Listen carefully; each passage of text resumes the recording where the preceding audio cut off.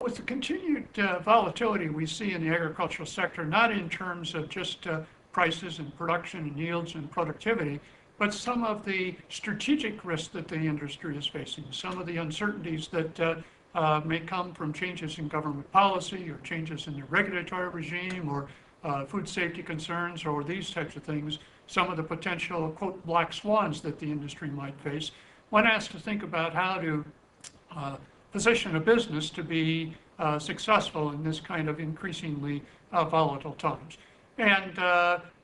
there's a lot of things that one can do operationally, but what we try to encourage businessmen to do, whether they be in the production sector or in the agribusiness sector in this kind of business climate, is to focus their attention on resiliency, to make sure that their firm is not vulnerable to some of the potential risks that they might face, particularly those strategic risks or what we sometimes refer to as the low probability but high occurrence or high impact or capital wipeout risk. And so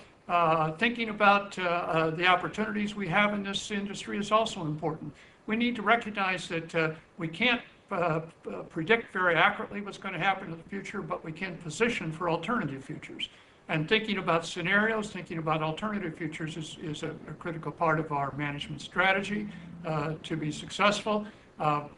Mitigating and minimizing the chances of having bad things happen to us, if the bad consequences of bad things, if the downside should occur, and capturing the upside when it's available.